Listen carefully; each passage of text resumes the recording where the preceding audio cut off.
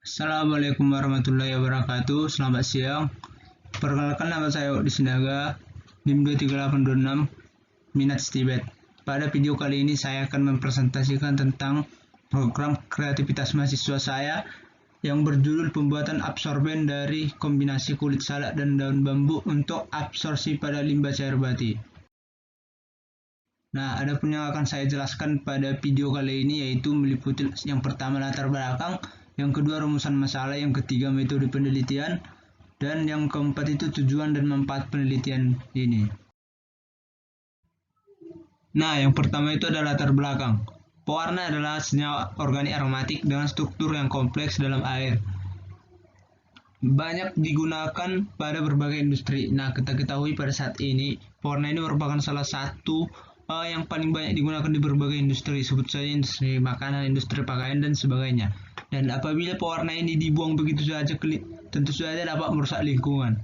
Dan jika mengenai tubuh manusia, seperti area-area sensitif, sebut saja mata, itu dapat menyebabkan iritasi pada mata hingga buta. Dan jika mengenai kulit, dapat menyebabkan iritasi pada kulit, alergi, dan hingga kanker pada kulit. Selanjutnya itu adalah absorpsi. Absorpsi adalah proses untuk memisahkan unsur dari fase cair yang melekat pada permukaan padatan. Nah, absorpsi ini merupakan salah satu cara yang dapat dilakukan untuk memisahkan zat-zat tertentu dari suatu larutan. Yang ketiga itu ada arang aktif. Arang aktif adalah karbon yang dihasilkan dari proses pemanasan dengan suhu tinggi.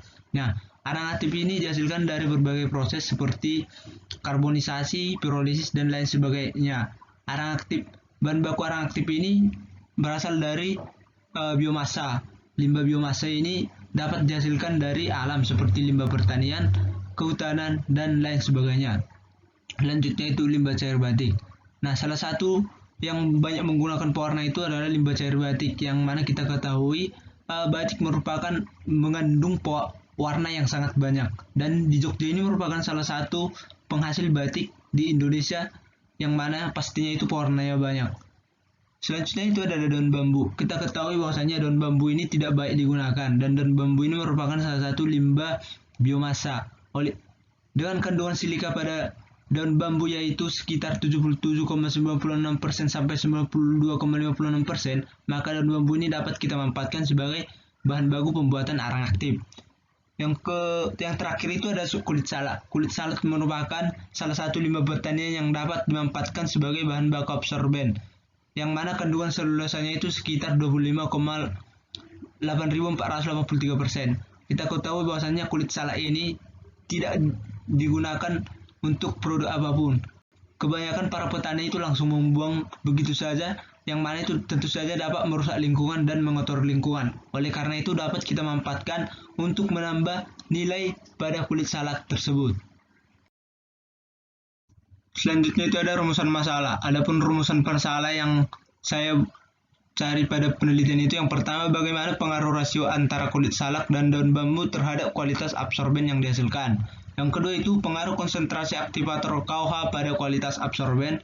Dan yang ketiga, berapa efisiensi dan kapasitas absorben pada proses absorpsi pada limbah cair bati. Nah, adapun tujuan dan manfaat dari penelitian itu, yang pertama itu tujuan. Yang pertama, memanfaatkan limbah kulit salak dan daun bambu untuk pembuatan arang aktif agar tidak merusak lingkungan. Yang kedua itu untuk mengetahui daya serap absorpsi dari arang aktif pada limbah cair bati. Sedangkan manfaat dari penelitian itu, yang pertama, dari riset ini diharapkan memberikan informasi tentang pemanfaatan limbah kulit salak dan daun bambu, serta daya serap absorben dari kombinasi daun bambu dan kulit salak terhadap limbah cair bati. Untuk metode penelitian ini sendiri, yaitu yang pertama, tempat penelitiannya, riset ini akan dilaksanakan di Laboratorium Pateta Institut Pertanian Stiper selama 4 bulan. Kemudian itu bahannya itu ada kulit salak, daun bambu, aquades, larutan KOH, kertas saring, limbah cair batik, dan lain-lainnya. Sedangkan untuk alatnya itu sendiri ada furnace oven, ayakan 100 mesh, Erlenmeyer, timbangan analitik, pH meter, gelas beker, labu ukur, magnetic stirrer, SEM, dan desikator. Oke. Penelitian ini sendiri menggunakan metode rancangan acak sempurna, yang mana faktornya itu ada dua.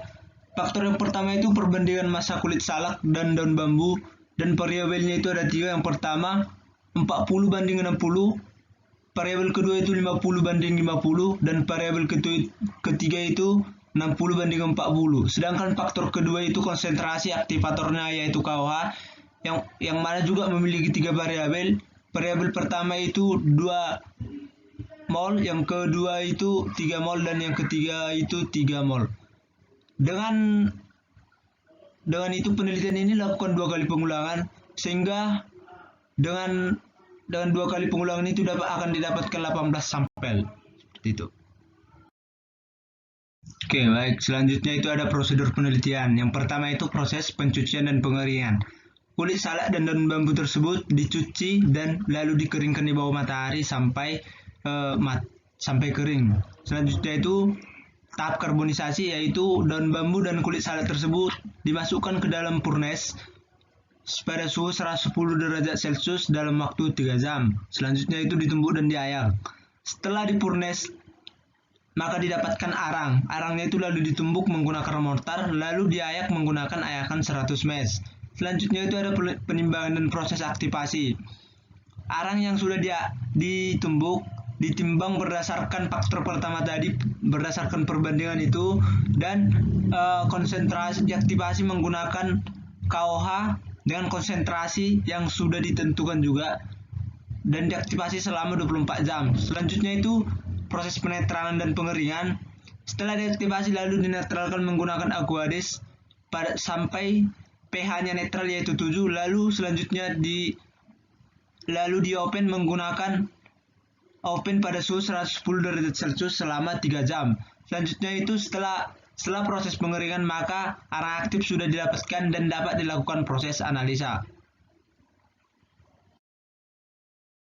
Nah, ini adalah diagram alir dari proses pembuatan absorben itu secara diagram alir. Nah, adapun analisis yang akan saya lakukan pada penelitian yaitu yang pertama analisis kadar abu, analisis kadar air, analisis luas permukaan, kapasitas absorpsi, dan perubahan warna yang terjadi setelah ditambahkan arang absorben atau arang aktif pada limbah cair batik. Demikianlah presentasi yang dapat saya jelaskan pada kesempatan kali ini. Saya mohon maaf jika ada kesalahan kata yang saya ucapkan. Akhir kata saya ucapkan terima kasih. Assalamualaikum warahmatullahi wabarakatuh.